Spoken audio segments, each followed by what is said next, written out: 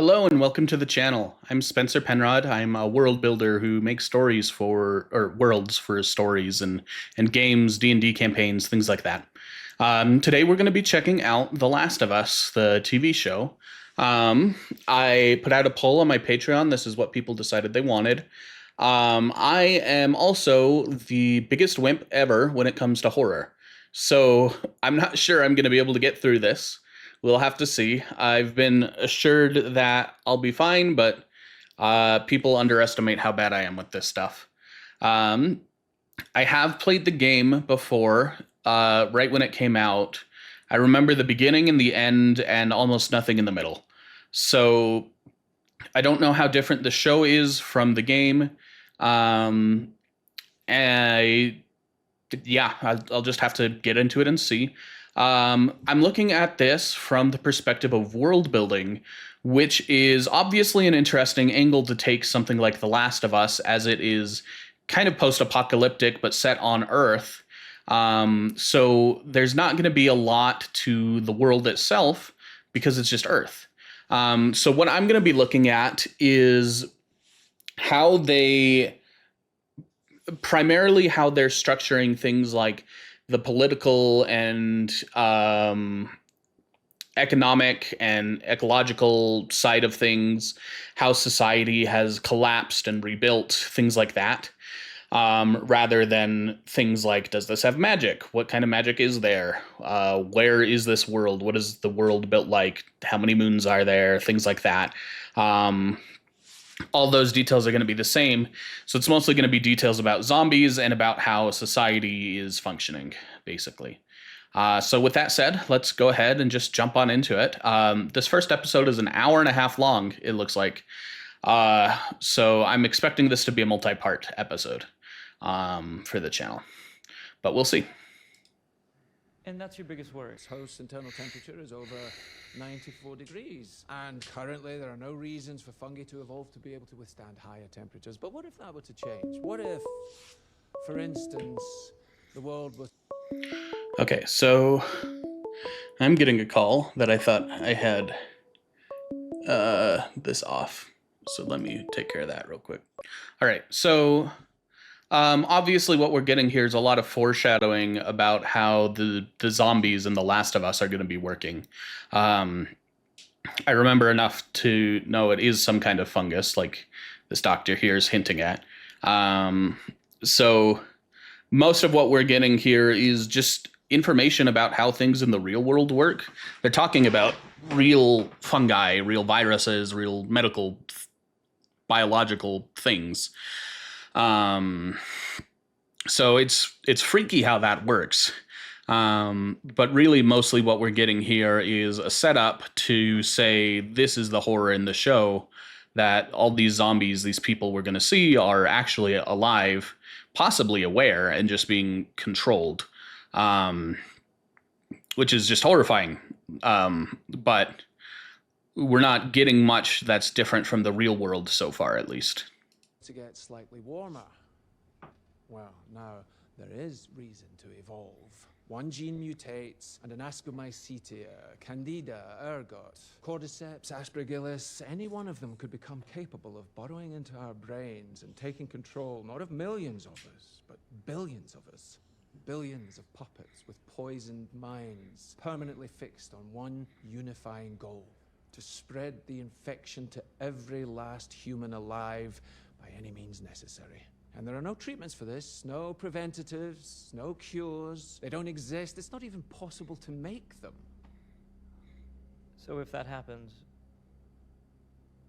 We lose.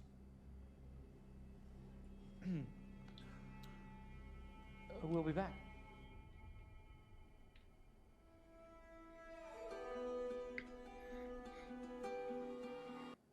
I wonder, he says it's not even possible to make them. Obviously, it makes sense for him to say there's no treatments or cures or preventatives for this thing that's impossible right now. So that's not surprising. But to say that it's not possible to make them, I think messes with the underlying premise of this entire show, from what I remember, that they are trying to seek a cure. and have found the way. So I wonder how they're going to reconcile that. It sounds to me less like it's not that it's impossible to make them in general so much as right now the situation for them to become relevant is impossible. So there's not really anything to test on. It's impossible because the cure is impossible because the disease is impossible right now. And I imagine that'll change if the disease becomes possible. But yeah, I guess we'll find out. 20. That's it? Okay, 30. 20's good. It's a spring. I'll do it right now.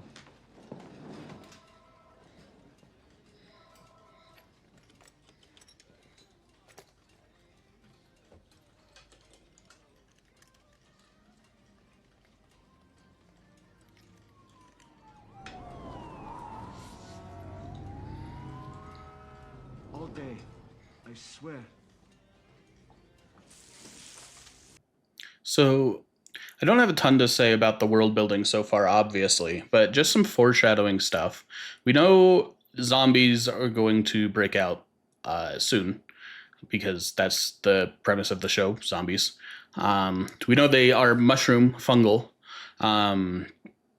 related because of the stuff at the beginning. So far, what we've seen is on the news, there was an outbreak in Indonesia, right? Far away from America, where this is taking place, right? However, we're seeing signs that things are not right here. We have heard coughing, which isn't like damning on its own, but you don't tend to hear that in a show. Like they keep that out of the background unless there is a purpose for it. So I think that's hinting at things spreading here. And now they're saying that throughout the day they've had sirens and emergency vehicles heading off, apparently to an unusual degree. So I think that is the foreshadowing we're getting, that the contagion is spreading here as well as where we heard on the news, and it's showing that the speed that it's spreading is insanely fast. If it's spreading throughout the whole world like this, like I guess we don't know how many days it's going to take yet. I don't know how the timing is going to line up here in the show compared to the game. So we'll see, but I'm guessing that very quickly we're going to see things take off to a pretty crazy degree. We're closing.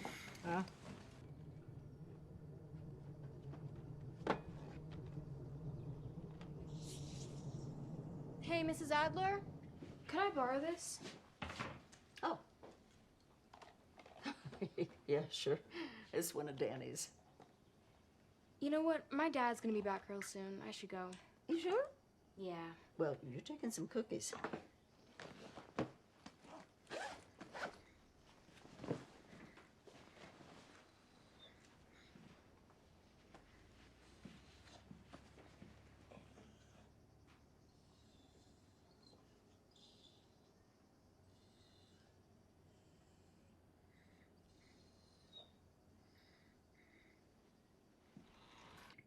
So I was hoping it was going to comment on why she was acting like that. I can't tell if this is supposed to be some kind of like in the background we saw the old lady kind of freaking out, and I don't know if that's supposed to be part of her condition or hinting that she has caught whatever is going around here, and the dog seems worried because he notices that. That's my guess, but I don't know if, like, just because of the ominous music, I feel like it can't have just been a normal part of what she goes through. But it didn't actually comment on it, so I don't know.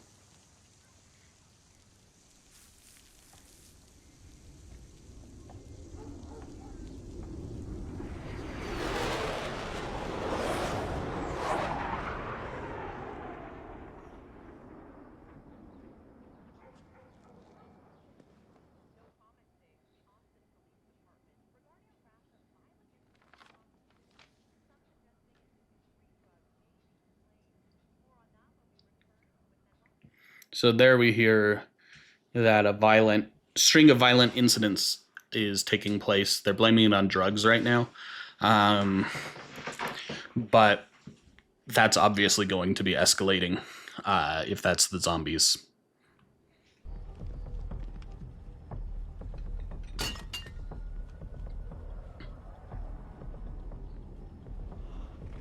So we've seen she was like really frail, very feeble. I don't know for sure that she like couldn't walk before, but we've only seen her sitting down and being cared for. So the fact that she's able to run around like that is very notable, especially because it looked like she like twisted her neck when she ran out of the door and was still fine. So whatever is going on with these zombies seems like it is enhancing them physically. It's not. We had the speculation from the guy at the beginning that if these mushrooms theoretically spread to humans, they could take them over.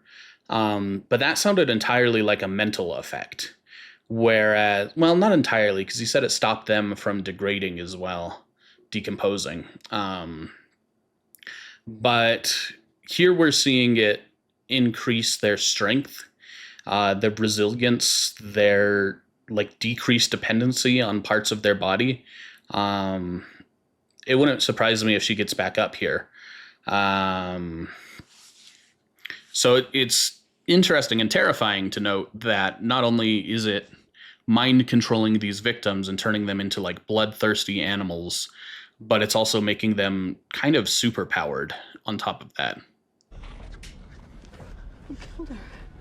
Baby, I'm sorry. Joel, we gotta go. Sarah, listen to me. It's not just the Adlers. But we're gonna be brave, and we're gonna get out of this. Hey, let's go, come on. Get in. Don't move. My daughter's hurt. Her ankle. Stop right there. Okay. Easy now. We're not sick. I got 2 civilians by the river, one of them injured. Ankle. What about Uncle Tommy? We're gonna get you somewhere safe first. Don't go back for him, okay? I'm sorry, repeat. Hey, no one told you to move. Yes, sir. Yes, sir. Yes, sir.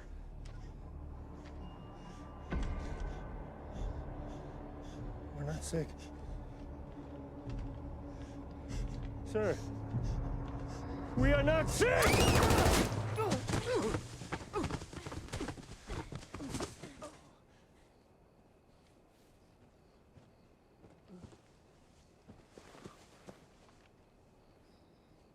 I'm sorry. Please, don't.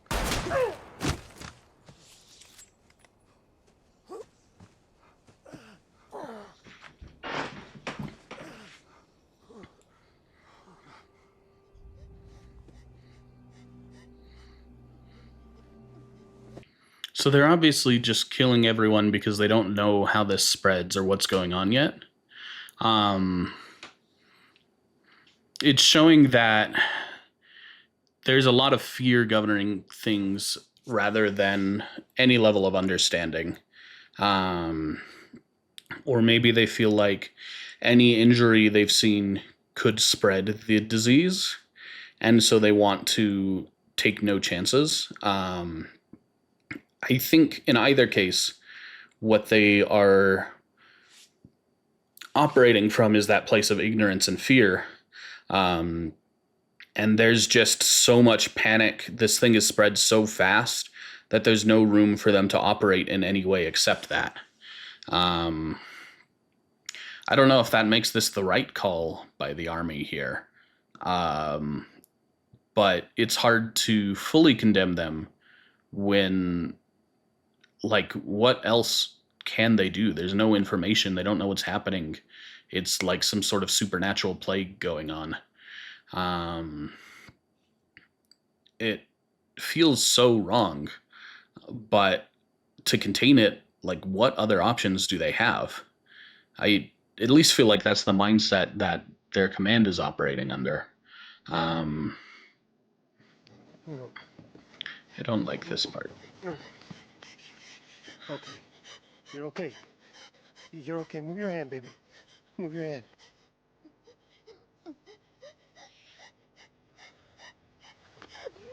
Oh, I know, baby. I know. I know it hurts. Come on, baby. You're okay. You're okay. I know, baby. I know. I know this hurts. You're gonna be okay. All right. Baby, listen to me. I gotta get you up. Okay? I gotta get you up. All right? You come on. You come on. I know, baby. No, I know. Tommy, help me! Joe. Come on, baby girl. Come on, baby girl. I gotta get you up. Come on. Come on, get up. Come on, baby girl. Come on.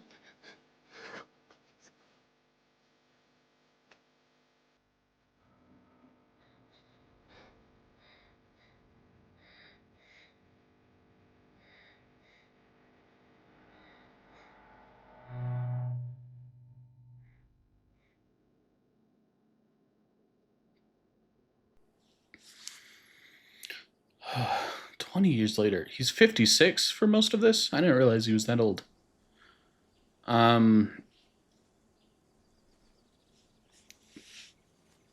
I hate that. All right, so I think I'm going to call it here. This is a good enough stopping place for today. It's getting long. I know we're just getting into the meat of it. So I think what I might do is try to record 2 episodes and release them on the same day. I don't know for sure though. It's hard for me to do this series because there's so little to comment on for the world, and it's also just so hard for me to watch, tense and scary and sad and ugh.